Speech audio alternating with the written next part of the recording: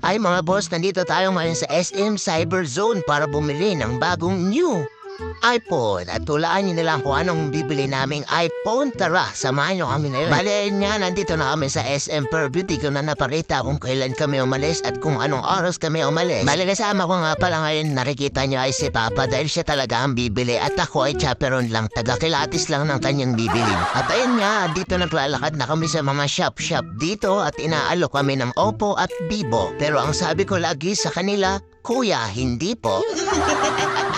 Andito na nga pala kami nga mga boss sa pagbibilan talaga namin ng cellphone. Bahala na kayo mag-zoom kung ano yung tinitignan namin ni Kuya dyan. Tapos nung nakapili na kami, pumunta na kami kaagad sa ATM machine para maglabas ng pera. Bale sa point na to, habang pumipindot si Papa, nare-realize niya kung magkano yung bibili niya.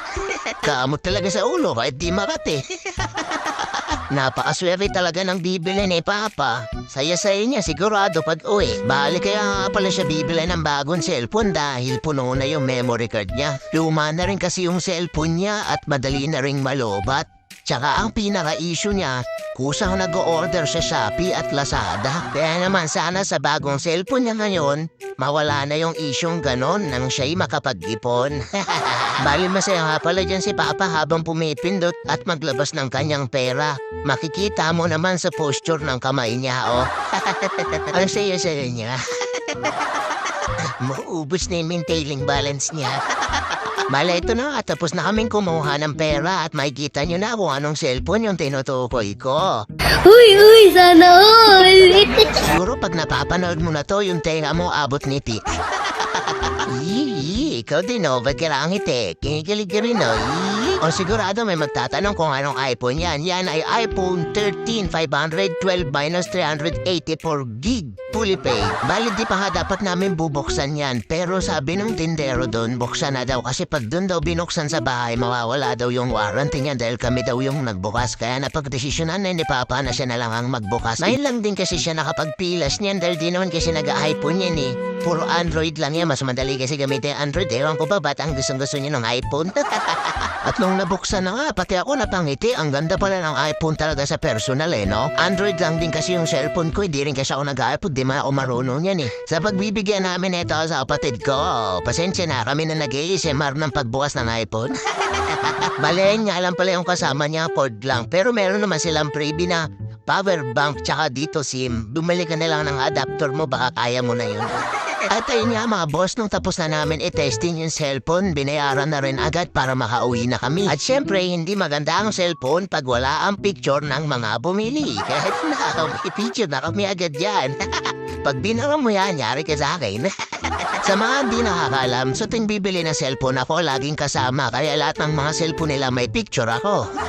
At ayan nga, para complete package niya, binili na rin ng tempered glass. Diyos ko pa, mahal pala ng tempered glass niya, 500. Grabe. Sa Shopee, 99 lang yan eh. Dapat di na pala namin pina-tempered glass yan.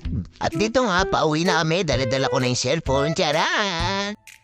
At eto na, naglalakad na kami papunta sa aming bahay. Medyo madilim lang, madilim ko si kuha ng cellphone ko pag sa dilim. Ano daw? At nandito na kami sa bahay para mas masaya, kakantahan pa kita.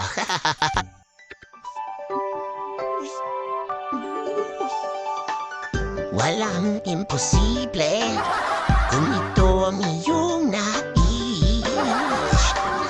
Kaya mong makampa ito dahil ikay mo'y pusong totoo. May isang perasang naghihintay sa'yo kaya't wag na wag kang susuko. Kaya mo itong abutin at sa Diyos ipalangin. Tara, sabay-sabay! Maging hawa mo na siya ang pag-ibig na tunay siya. Na tayo'y magsama-sama at mabuhay ng masaya. Wish ko lang, wish ko lang, wish ko lang, wish ko lang, wish ko lang. Thank you. Alam kong natatawa ka, medyo malat lang ako nung kinanta ko to, ha? Huwag kang ano dyan, para maiwas din tayo sa copyright. Mahirap na ma-copyright, mamumute tayo ni Meta, okay? Alam kong masaya ka at magpasalamat sa iyong natatamasa, lalong-lalo na kay mama at papa. Laging tatandaan na magbaluti ng sarili ng kalungkutan dahil nakaasa sa iyo ang buong sanlibutan.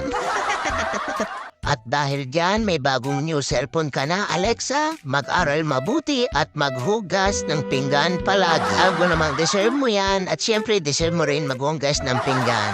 Bali hanggang dito na lang mga boss at isa na naman bata ang natupad ang kanyang pangarap. Alam.